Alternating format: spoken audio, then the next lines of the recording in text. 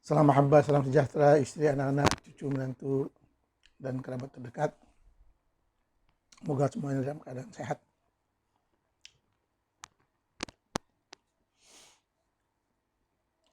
Kita teruskan perbincangan, ngobrol-ngobrol dalam keluarga. Demi untuk saling menyadarkan, mengingatkan, mencerahkan. Ini bertolak dari rasa kepedulian, kasih sayang, seperti kata Quran, wa dzakir fa inna dzikra tanfa'ul mu'minin. Berilah peringatan. Sesungguhnya peringatan itu sangat bermanfaat. Wa dzakir fa inna dzikra wa dzakir inna fa'ati dzikra sayadzakkaru may yakhsha. Rajin-rajinlah beri peringatan. Sebab orang yang selalu berhati-hati, berjaga-jaga akan mengambil manfaat, akan mendapat manfaat dari peringatan. Tajuk hari ini coba kita ketengahkan tentang rasa bersyukur mempunyai negara Indonesia. Rasa bersyukur mempunyai negara Indonesia.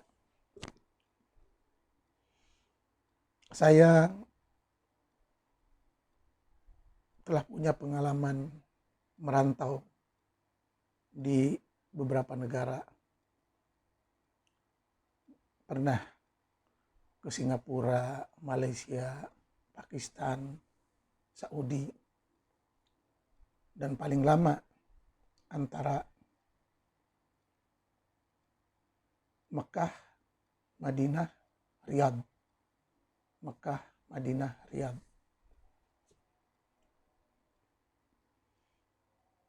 Memang asalnya kami ingin berhijrah, merubah nasib, seperti yang dipromosikan bahwa Mekah, Madinah, Tanah Saudi banyak menjanjikan, banyak kenikmatan, banyak peluang untuk ini.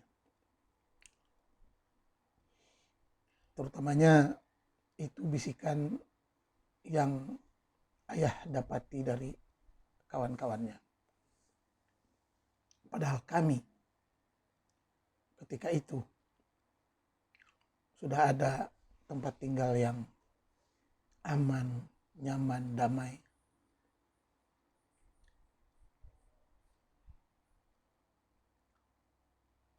Rumah ibu saya di Karawang, Jatiragas, cukup besar.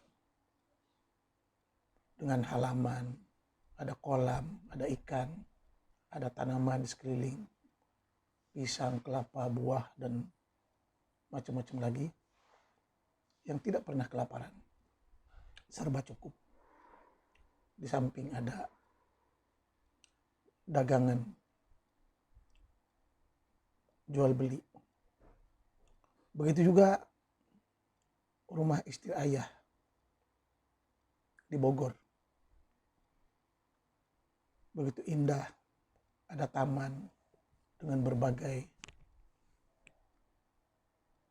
hasil tanaman buah-buahan dan ada kedai warung kopi. Hidup nyaman. Begitu juga rumah istri ayah di Tangerang. Bisnisnya maju, rumah besar di pinggir jalan.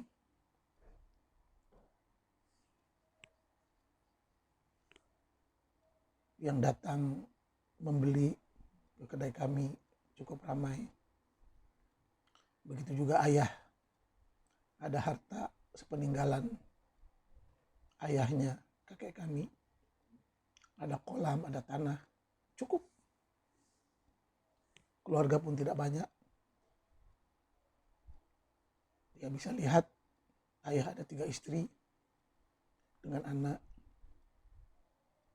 Ketika itu ada sekitar 7 orang. Dan putri-putri ayah yang sulung telah pun hidup mandiri dengan kehidupan masing-masing dan kekayaan masing-masing. Cukup, semua cukup.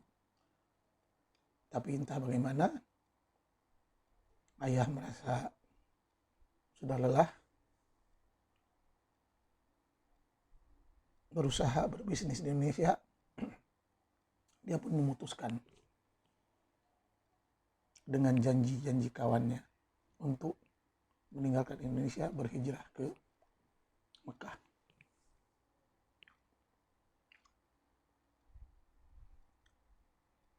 Mungkin pengalaman ayah dulu waktu zaman King Abdul Aziz masih lagi muda, berdomisili di sana.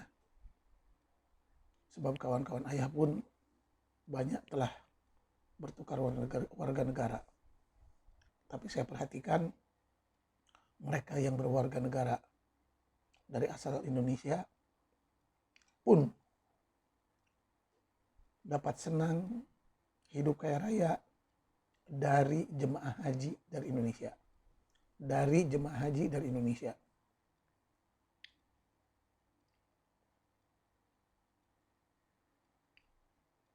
Yang mana para jemaah dari Indonesia ini yang naik dengan kapal, dengan pesawat, membawa berbagai oleh-oleh.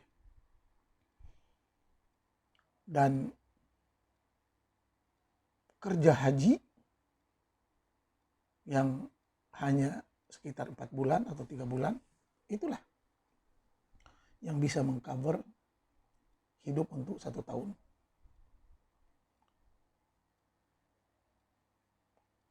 Dan kalau tidak ada musim haji, sudah Mekah kontang kering,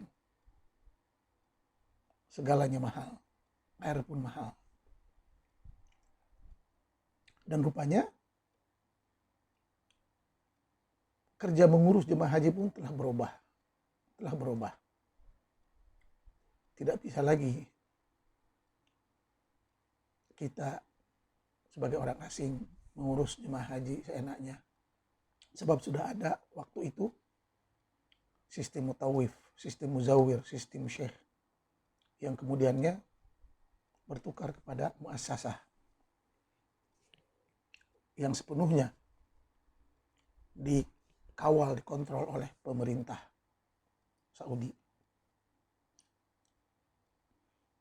Jadi rancangan kami dulu untuk hidup dengan bisa mengelola jemaah haji, semuanya gagal. Akhirnya kami pun coba bertahan hidup dengan cara kuli, kerja serabutan, ikut bekerja sebagai kuli bangunan, kuli menjahit baju, kodian, menjahit peci, buat peci, dijual setahun sekali. Begitulah seterusnya untuk bertahan hidup. Padahal kekayaan kami di Indonesia cukup berkembang baik dan tidak akan habis untuk dimakan.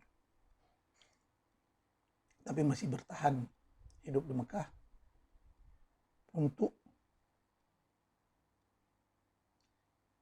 kalau bisa berubah keadaan. Nyatanya tidak. Dan akhirnya ayah dengan keluarga semua pulang, tinggal saya sendiri. Kebetulan waktu itu sudah kelas 1 SMA, mau balik, nggak mungkin, saya sedang belajar, bertahan bagaimana, begitulah. Dan pengalaman mau sekolah di Saudi tidak semudah dulu-dulu. Ada sistem belajar informal di masjid-masjid, di rumah-rumah syekh yang tidak jelas kurikulumnya. Kebanyakannya bercerita tentang dongeng. Terutama tentang dongeng Rasulullah. Ada kalanya ikut halakoh, pengajian fikih, tafsir, hadis, dan lain-lain. Tapi belajar yang resmi, yang jelas, ada gurunya, ada kurikulum, ada sistem, yaitu di sekolah, SD, SMP, SMA, sampai ke universitas. Itu jelas. Ulamanya jelas, gurunya jelas.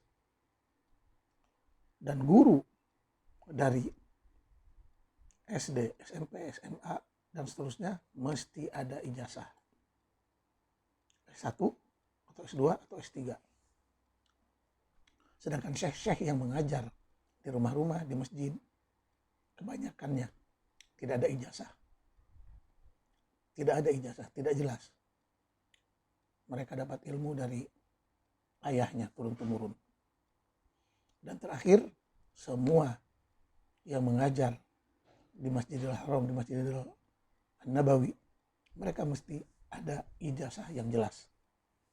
Tidak ada lagi pengajian-pengajian, belajar-belajar yang dikendalikan oleh syekh-syekh yang tidak jelas ijazahnya. Itu. Dan untuk masuk ke sekolah SD, SMP, SMA, dan universitas bukan main susahnya. Mesti orang Saudi. Mesti orang yang jelas. Kebetulan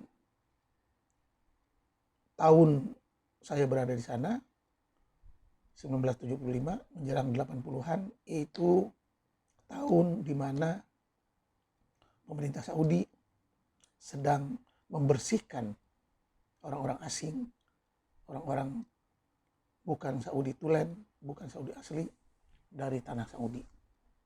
Walaupun tetap para mukimin gelap, para mukimin gelap, para mukimin gelap yang tinggal di sana setelah umroh atau setelah haji masih banyak. Tapi tiap tahun membuat pemutihan, membuat tarhil, pengusiran. Sehingga pemerintah Saudi mengeluarkan jutaan real untuk mengusir, membersihkan orang-orang asing yang ada di Mekah dan di Madinah dan di Jeddah, dan dibayar oleh pemerintah Saudi. Kemudian pada akhir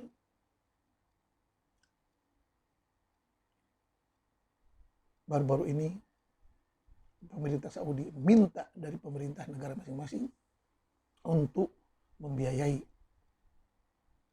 warganya yang overstay, warganya yang tinggal secara tidak sah, sebab sistem sudah berubah. Bahkan hari ini hidup di Saudi jauh lebih mahal. Ada pajak, cukai, itu dan ini. Anak tidak boleh sekolah di sana. Bukan sama orang Indonesia saja, semua orang asing. Dari warga Arab pun diperlakukan sebagai orang asing. Termasuk kalau mau kawin dengan orang Saudi pun ada syarat-syaratnya yang sangat ketat. Pengalaman saya waktu mau masuk SD, SMP, SMA, hampir mustahil bisa masuk. Tapi kebetulan saya selalu masuk ke sekolah yang baru dibangun. Masuk sekolah yang baru jadi, yang memerlukan pelajar. Itu pun setelah antrian yang paling terakhir. Saya berusaha dari SD, SMP, SMA selalu juara. Kalau tidak 1-2 dengan nilai jayyiddan atau mumtaz, jayyiddan. Hanya itulah karena nilai tinggi orang asing bisa diselitkan di sekolah-sekolah tadi. Di Indonesia saya biasa di pesantren, sekolah yang tidak jelas, kurikulumnya tidak jelas, guru-gurunya pun tidak jelas, sebab kami keluarga pesantren. Tapi setelah ke Saudi dan sistem pesantren hanya ada di masjid-masjid dan di rumah-rumah syekh, sedangkan sekolah yang betul-betul, belajar yang betul-betul adalah sekolah bersistem. Dan sekolah bersistem yang ada sistem jelas hanya dinikmati oleh warga Saudi tulen. Warga asing tidak boleh. Itulah kenyataan hidup. Saya terus mencari sekolah-sekolah yang baru dibangun, baik SD, SMP, SMA. Kebetulan waktu itu Saudi sedang membangun era 70, 80, 90. Di era 80-an hampir sudah tidak ada orang asing sekolah di sekolah-sekolah negeri pemerintah. Lihat hari ini, baik di Malaysia, di Indonesia, di Mesir, di Afghanistan, banyak anak-anak Arab Mekah, muallad, yang ayahnya dulu bermukim di Mekah, dari Pakistan, dari Afghanistan, dari Sudan, dari Afrika, yang anaknya tidak boleh sekolah di Mekah, kembali ke negara masing-masing, ke Afghanistan, ke Indonesia, ke Malaysia, dan sebagainya di seluruh dunia. Dan hari ini kita bisa lihat kumpulan anak-anak muallad, kumpulan anak-anak muallad yang pernah tinggal di Mekah dan terusir dari tanah Mekah, dari Bangladesh, dari Pakistan, dari India. Beruntung kalau mereka balik ke negara yang telah maju seperti Indonesia, dapat melanjutkan sekolah dalam berbagai bidang.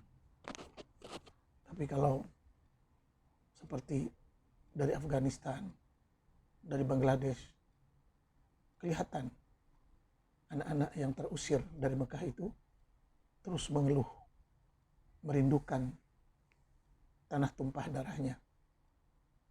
Bahkan anak-anak Indonesia yang sudah ada di Madura atau di Kalimantan, mereka pun masih rindu kepada tanah tumpah darahnya di Mekah. Tapi apa boleh buat? Semua mereka mesti kembali ke negara asal masing-masing dan berjuang untuk terus hidup. Bersyukur yang balik ke Indonesia, anak-anak muallad itu tumbuh baik, bisa berkarya, bisa membuat YouTube, dan bisa membuat kehidupan baru. Merasa ada tanah air, tanah leluhurnya, begitu indah, aman, nyaman. Mereka bangga. Tapi kawan-kawan yang dari Afrika, Nigeria, Afghanistan, Yaman, negara yang sedang konflik, sungguh kasihan. Terus menderita. Tidak bisa apa yang mau dibanggakan ke dunia.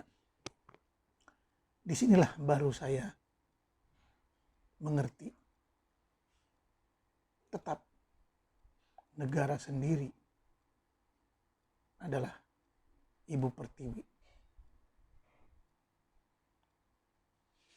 Pengalaman saya ketika berada di Saudi, ada beberapa hal yang mesti dicatat. Di Saudi tidak ada demo-demo mahasiswa. Tidak ada demo-demo unjuk perasaan mahasiswa. Kalau coba-coba berdemo, mesti akan dihabisi di situ juga. Dibredel di situ juga. Di Saudi, para ulama agamawan mesti patuh kepada pemimpin. Patuh kepada pemimpin. Patuh kepada raja. Patuh kepada wali kota. Bahkan kepada lurah, emdah. Kalau coba-coba mengkritik pemerintah dalam apapun, coba-coba menjelek-jelekkan pemerintah dalam hal apapun, nyawanya hilang, ditangkap, dimasukkan ke penjara entah di mana.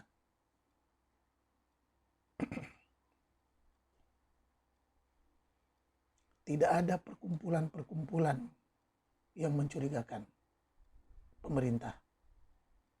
Intel ada di mana-mana. Dan intel yang ngeri-ngeri. Baik intel spy dari bangsa Saudi Tulen atau dari bangsa Saudi pendatang seperti orang Indonesia yang sudah berwarga negara di sana akan menjadi intel kepada orang Indonesia. Orang Fatani yang sudah bawa warga negara, orang Fatani Thailand yang sudah warga negara di sana akan menjadi intel mata-mata kepada warganya. Begitulah seterusnya. Supaya tidak menimbulkan kekacauan. Bahkan kami waktu di universitas pernah kumpul-kumpul dengan teman, hanya sekedar ngobrol-ngobrol. Kumpul-kumpul di kamar, hanya sekedar ngobrol. Lebih dari 10 orang. Terus intel datang.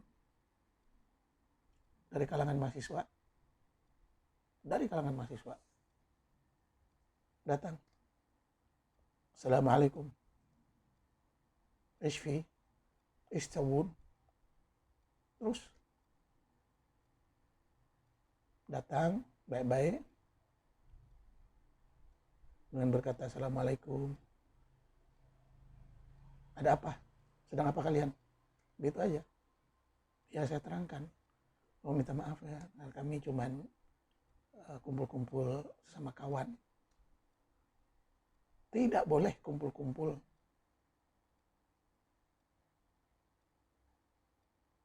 ada izin tanpa izin. Tidak boleh. Apalagi menceritakan tentang pemerintah. Kalau melawan, siap. Ditangkap, disoal, dipenjara, entah di mana. Begitulah sistem Saudi, sistem kerajaan. Sampai Raja Fahad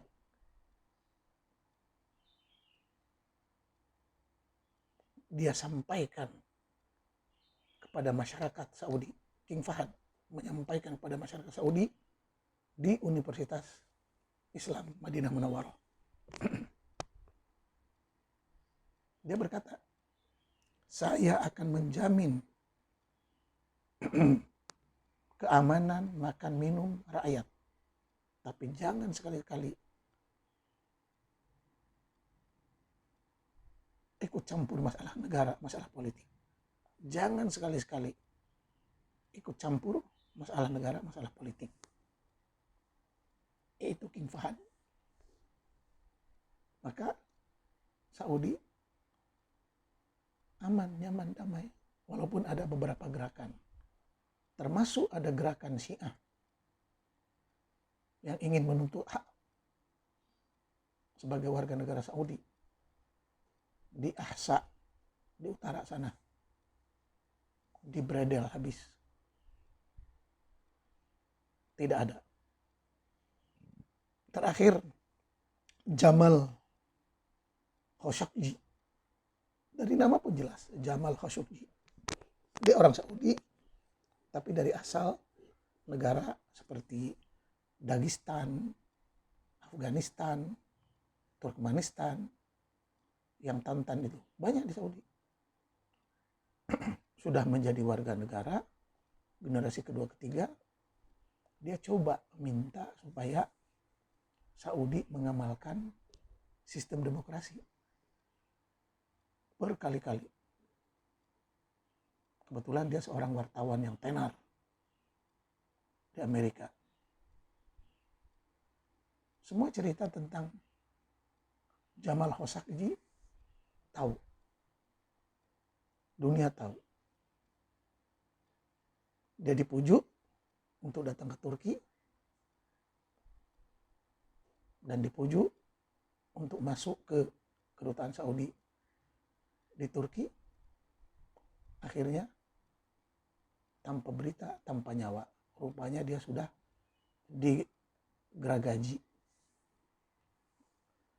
Jasadnya berkecai entah kemana. Dunia tahu. Jangan macam-macam di Saudi. Ada istilah ta'atu waliul amri. Taat kepada pemimpin. Taat secara membabi buta. Bahkan kamu mesti taat kepada ulil amri, walaupun ulil amri itu seorang yang zalim, yang memukul badanmu dan mencuri hartamu. Ta'atu waliul amri wa in jalada dhahrak wa akhadha malak. Hadis jelas, terkenal, terutamanya di kalangan Salafi, Wahabi, Madkhali, Sururi. Itu semuanya antek-antek Salafi yang begitu patuh kepada ulil amri. Hari ini Saudi maju membangun dengan kaya raya, dengan penuh keyakinan. Setelah berhasil membungkam, menghabisi, memenjara ilmuwan-ilmuwan, agamawan-agamawan yang coba mengkritik kebijakan dan rancangan negara Saudi. Muhammad bin Salman dengan keazamannya, dia berkata, kami ingin hidup sebagai muslim biasa, sebagai manusia biasa. Tidak ada kekerasan, tidak ada keganasan, tidak ada radikalisme. Dia menantang para ulama hadis. Kumpulkan hadis sahih yang betul-betul mutawatir. 100 hadis. 100 hadis. Bukan ribu-ribu Bukhari Muslim. Minta hadis yang mutawatir, yang sahih. 100 hadis. Kumpulkan. Sampai sekarang. Tidak ada yang berani ulama di seluruh dunia untuk mengumpulkan 100 hadis yang mutawatir yang diminta oleh Muhammad bin Salman, dan semuanya diam.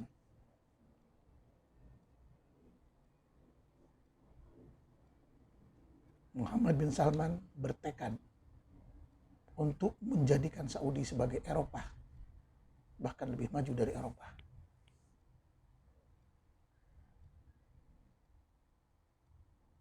Dia bungkam, dia penjara ulama-ulama yang radikal, yang tidak selari dengan kehendak dan perancangan negara.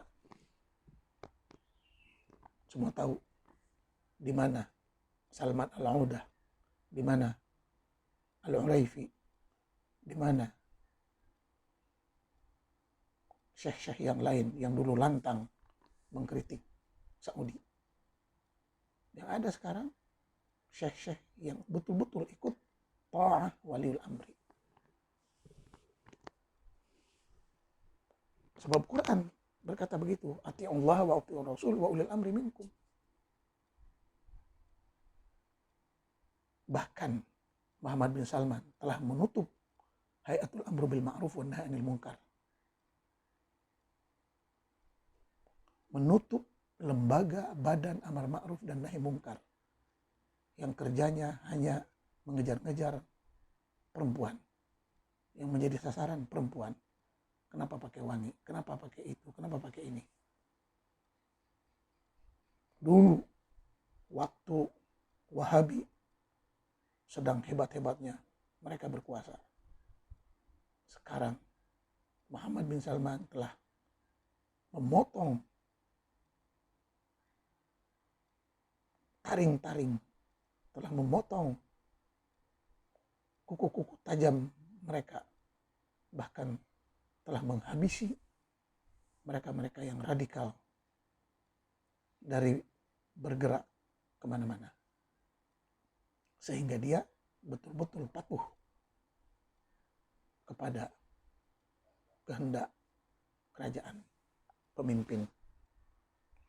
Bahkan banyak intelektual ilmuwan Saudi seperti Al-Mas'ari, Sa'ad Al-Faqih, dokter, insinyur, dan lain-lain yang lari ke Eropa, lari ke Amerika karena takut dengan kebijakan Muhammad bin Salman. Mereka telah mengkritik habis-habisan dan meminta agar Saudi berubah menjadi negara lebih demokrasi. Tapi kerajaan Saudi sekalipun tidak akan berubah. Bahkan hari ini kita saksikan setelah ditutup Hayatul Amru bil Ma'ruf wa Nahy Anil Munkar diganti dengan Hayatul Tarfih was Sa'adah. Lembaga hiburan, kesenian, dan kebudayaan. Dan mula Saudi mengundang Ronaldo, mengundang artis, mengadakan hiburan, membuat pantai-pantai bebas dan tertutup, membuat tempat-tempat rekreasi, tempat-tempat hiburan yang menarik pelancong wisatawan dari seluruh dunia. Dulu ulama Saudi yang mengatakan wanita tidak boleh membawa mobil, tidak boleh menyetir mobil. Sekarang boleh. Wanita tidak boleh nonton. Sekarang boleh. Wanita tidak boleh pergi ke bioskop. Sekarang boleh. Semuanya boleh. Bahkan Saudi lebih bebas dari beberapa negara Eropa. Sehingga banyak orang Islam mula curiga apa yang terjadi di Saudi. Hari ini di Saudi ada hiburan, ada kesenian, ada pertarungan itu dan ini, semuanya ada. Semuanya ada.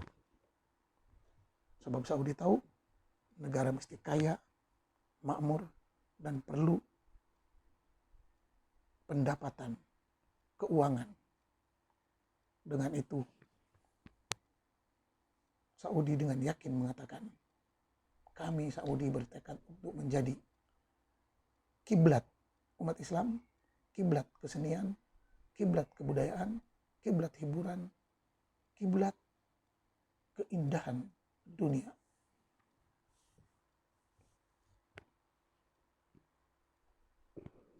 Kembali ke Indonesia, lihat demo di sana sini masih dibiarkan. Mengkritik pemimpin, menjelek-jelekan pemimpin, dibiarkan. Menghina presiden, dibiarkan.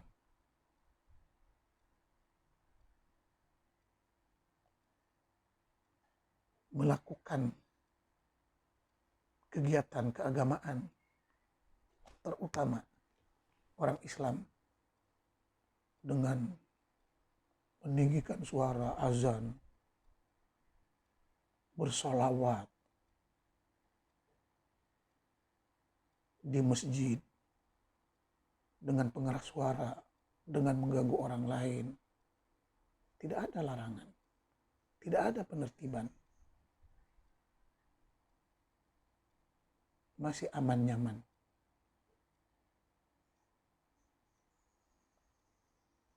Warga negara Indonesia bebas mau bersuara, bebas mau berkeliaran,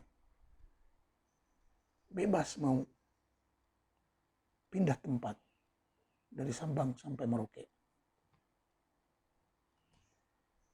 Sementara di Saudi, terutama orang asing, tidak bisa pindah-pindah negeri sesuai kehendak dia. Dan Saudi masih mengamalkan sistem kafil, sistem penjamin, yakni sistem perbudakan. Itu negara Islam. Jadi bersyukurlah kita berada di Indonesia, negara Pancasila sekuler, yang menampung semua bangsa, agama, budaya, keyakinan. Mayoritas umat Islam di Indonesia mesti melihat apa yang berlaku di Saudi sebagai pusat Islam, bahkan apa yang berlaku di Mekah. Kalau kita orang Indonesia tidak ada fulus, tidak ada duit, tidak ada kekuatan, di Mekah akan diusir, akan dipenjara,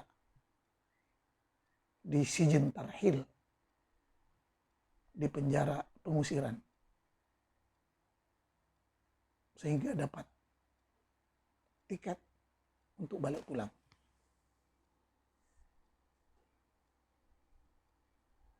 Dan orang yang macam-macam tinggal secara haram, tinggal secara tanpa izin, baik di Saudi, di Mekah, baik di Malaysia, baik negara manapun, akan mendapatkan perlakuan dan tindakan yang sangat keras. Jangan disalahkan, ini sistem di mana-mana. Maka bersyukurlah kita berada di Indonesia, negara yang aman, nyaman, damai. Jangan ada pihak manapun yang coba menjadikan Indonesia seperti Yaman, seperti Sudan, seperti Syria, seperti Iran, seperti Afghanistan, seperti Palestina, seperti Syria, seperti Irak, yang tidak ada ujungnya, yang tidak ada penyelesaiannya. Terus konflik. Perang saudara, sesama agama. Perang saudara, sesama bangsa. Karena kejahilan, kebodohan. Indonesia di bawah Pancasila mengamalkan nilai-nilai Pancasila yang sangat-sangat universal.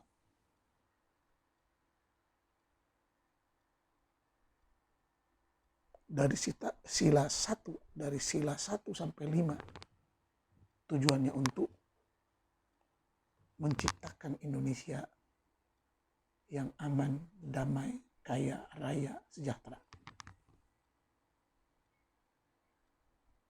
Tapi warganya, terutama mayoritas Muslim, masih terus berdebat, berkonflik. Sesama Islam, berlainan aliran, berlainan mazhab, berlainan partai. Terus konflik, bermusuhan, berdebat.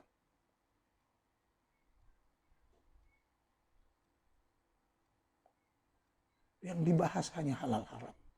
boleh tidak boleh, ikut Rasul atau tidak ikut Rasul.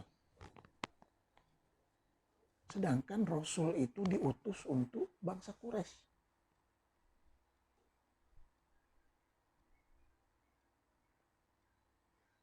Jelas dalam ayat. Litunzira qauman ma unzira abahum fahum ghafilun. Rasul untuk Quraisy Mekah. Litunzira ummul qura wa man haulaha. Untuk Quraisy Mekah. Wa ma arsalna min rasulin illa bilisani qaumihi. Setiap kali utus Rasul mesti dengan bahasa kaumnya. Rasul orang Arab, diutus untuk Arab Quraisy. Dalam banyak-banyak kabilah yang disebut hanya Quraisy. Li'ila fi Quraisyin falyabudu rabb hadzal bait. Apa urusan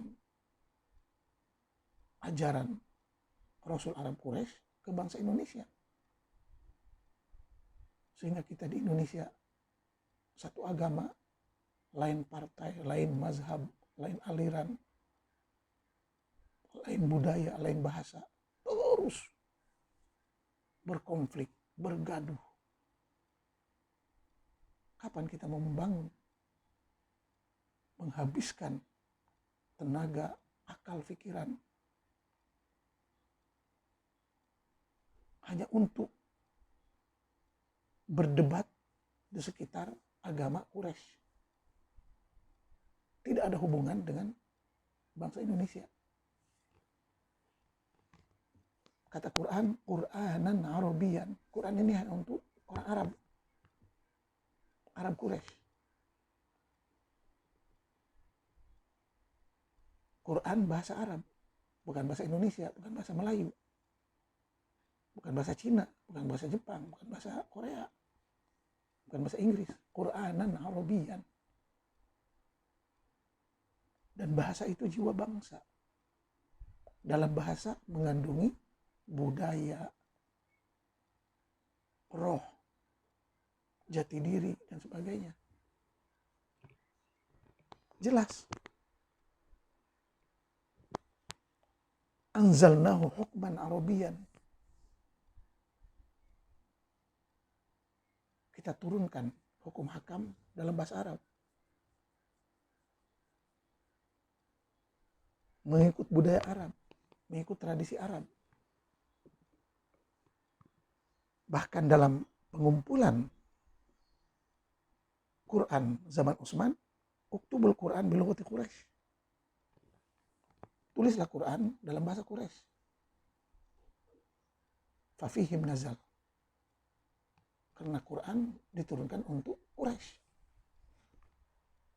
Hari ini sangat menyedihkan bangsa Indonesia sibuk mempromosikan agama dan budaya Quraisy. Orang maju ke depan, ini maju ke belakang. Salafi, salafi, salafi. Di mana akal pikiran waras kalian? Tidak paham Quran, ngaku-ngaku Islam. Tidak tahu bahasa Arab, ngaku-ngaku Islam. Tidak tahu budaya, sejarah bangsa Arab, ngaku-ngaku Islam. Islam itu lahir dari tradisi bangsa dan budaya Arab, terutama Arab Quraisy. Uktubul Quran bilughati Quraisy, fafihim nazal. Begitu jelas. Kalau kita mau mengambil Islam pun, Islam yang disesuaikan dengan tradisi Nusantara. Gak apa-apa. Kristen yang sesuai dengan tradisi Nusantara. Agama-agama lain yang sesuai dengan tradisi Nusantara dan sesuai dengan kehendak Pancasila. Agar kita hidup aman, damai, harmoni. Urusan agama, biar manusia dengan Tuhannya. Urusan agama, biarlah manusia dengan Tuhannya, Rabbnya. Tapi urusan negara, ini tempat tinggal kita bersama.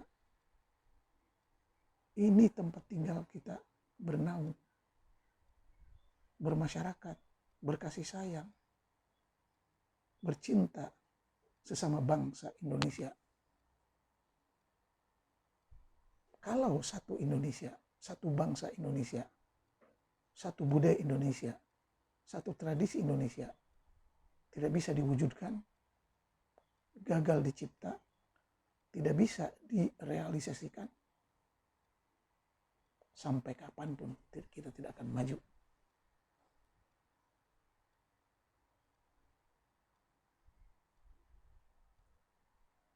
Apatah lagi dengan suasana demokrasi yang begini terbuka. Coba kalau Indonesia mengamalkan cara Saudi, membungkam, membunuh siapa yang melawan pemerintah, membungkam dan membunuh siapa yang membuat rusuh, membungkam dan membunuh ulama-ulama, agamawan-agamawan, ilmuwan-ilmuwan yang mengkritik pemerintah, yang mengkritik kebijakan pemerintah. Sudah lama kita maju kaya raya lebih dari Saudi. Kita lihat hari ini, kenapa Vietnam bisa maju mengalahkan Indonesia. Sebab di sana dilarang mengkritik. Negara terus membangun maju tanpa ada kritikan, sekatan-sekatan yang merugikan.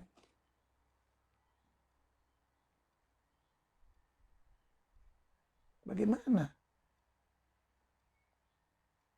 investor-investor mau datang ke Indonesia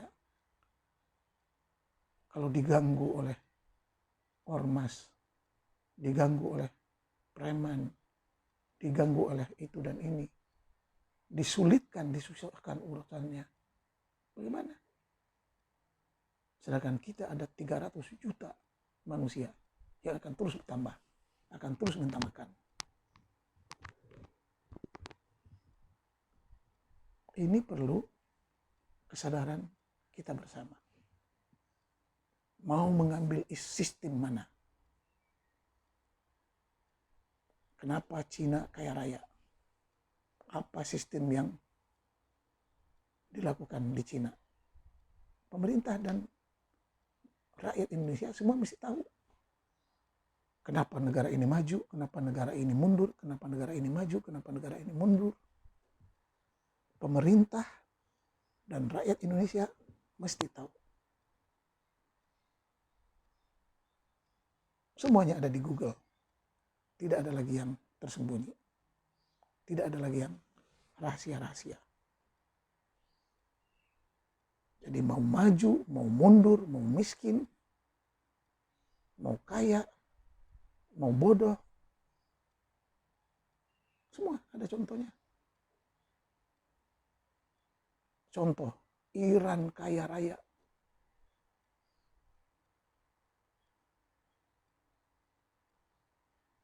Negaranya mempunyai harta kekayaan, minyak dan lain-lain. Tapi disekat oleh Amerika. Tidak boleh teknologi masuk. Maka untuk mengolah kekayaan negara gagal. Sebab semua teknologi untuk mengolah kekayaan buatan barat, buatan orang-orang pintar. Sedangkan Iran dipimpin oleh ulama ayatullah. Begitulah hasilnya. Afghanistan, buminya kaya raya. Apa bisa diolah oleh ulama, Taliban, santri?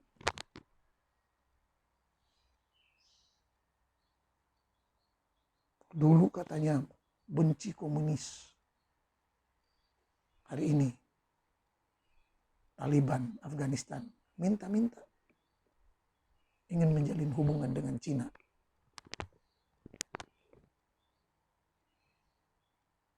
Saudi kaya raya dengan minyak. Siapa yang membantu mengeluarkan minyaknya? Teknologi Amerika, teknologi Jepang, teknologi Cina, teknologi Inggris, dan lain-lain.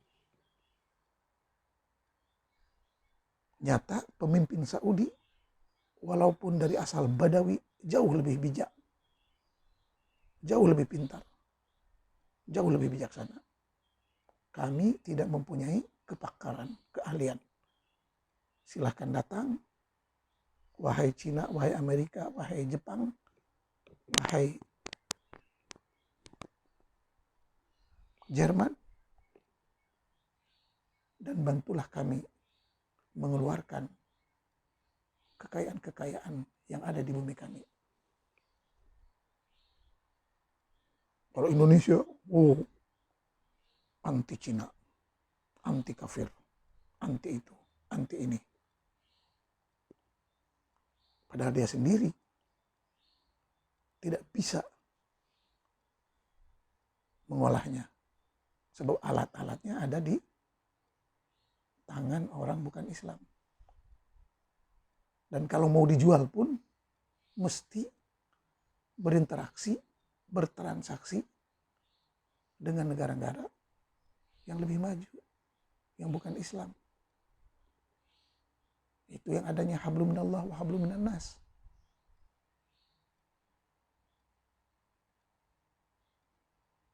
Hablum minallah, kamu dengan Allah saja. Apa keuntungannya? Tapi hablum minan nas. Nyata hari ini, mobil buatan luar negeri, pesawat buatan orang kafir, buat itu, buat ini, menggunakan teknologi dari luar. Sebab walaupun kita memiliki ilmuwan yang hebat-hebat, ilmuwan ini pun hasil didikan negara-negara bukan Islam. Intinya, berdamailah kita sesama manusia. Sudah, agama itu hanya untuk hubungan manusia dengan Tuhannya. Tapi negara Indonesia, NKRI, yang kaya raya ini, tempat hidup kita bersama. Tempat berkarya kita bersama. Tempat mencari kehidupan kita bersama. Ayo bangun, olah. Jangan malah menjelek-jelekkan. Kita ada harta kekayaan, tapi kita sendiri yang menjelek-jelekkan. Bangga Muslim Indonesia. Berkiblat ke kuil Arab. Ka'bah, cerita dongeng. Yang mencampurkan dongeng Yahudi dengan Arab. Sedangkan kita punya sejarah leluhur yang sangat bernilai, diakui dunia, candi-candi yang cantik, batunya sama. Tapi candi-candi itu dihina, diherdik, dijelek-jelekkan oleh bangsanya sendiri yang tidak mempunyai jati diri, tidak bersyukur. Padahal Quran berkata, lakum dinukum waliyadin. Agama kamu, agama kamu. Agama kita, agama kita. La ikraha fiddin, tidak ada paksaan. Ini memaksa terus. Faman syaa falyu'min, waman syaa falyakfur. Iman, kufur, urusan Tuhan. Likulli minkum ja'alna syir'atan wa minhaja. Likulli ummatin ja'alna mansakan hum nasikuh. Tiap umat mempunyai cara ibadahnya sendiri, agamanya sendiri. Yang penting jadi manusia bahagia, baik, berbuat baik.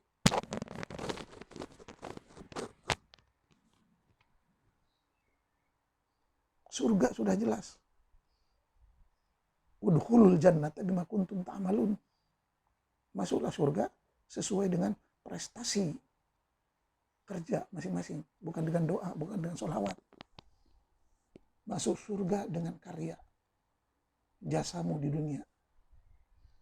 Sebagai insinyur, sebagai dokter, sebagai orang yang membawa kebaikan, menyuruh kebaikan.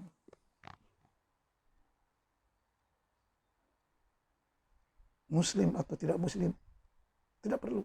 Jadilah orang baik. Jadilah orang baik.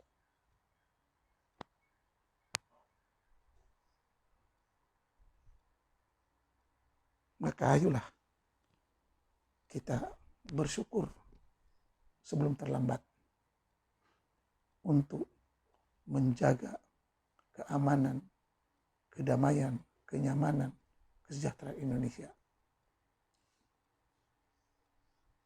Kalau hidup susah di kampung sendiri, coba pindah ke kampung lain, ke wilayah lain, ke kota lain. Tukar profesi. Di Saudi, walaupun muslim, kalau bukan warga negara, mau buat usaha apapun, tidak akan bisa di Saudi.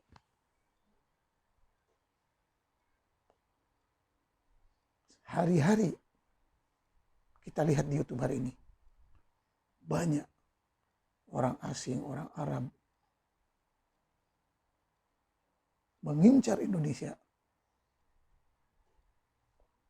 pergi ke kota-kota yang berpotensi untuk membuka bisnis, membuka pertanian, membuka peternakan, dan lain-lain, dan lain, dan lain-lain. Kenapa kita sebagai WNI asli tidak bisa melihat kesempatan-kesempatan emas ini?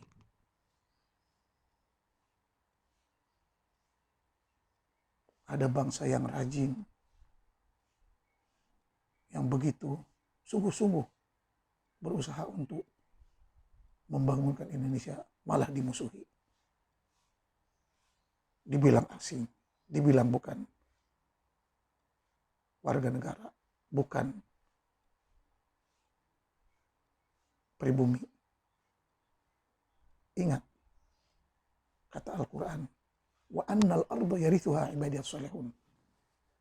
Bumi akan diwariskan kepada hambanya yang berguna, yang baik, yang bisa mengolah kekayaan itu. Itu dalam hadis pun disebut, man ahya ardon fahuwa lahu. Siapa yang bisa menghidupkan sebidang tanah, maka tanah itu milik dia. Bukan hanya bangga sebagai pribumi, tapi pemalas. Tidak mau mengolah, tidak mau mengusahakan. Hanya menguasai dan meneksploitasi. Padahal Quran jelas. Man ahya ardan fawalahu. Siapa yang menghidupkan tanah, maka tanah itu miliknya.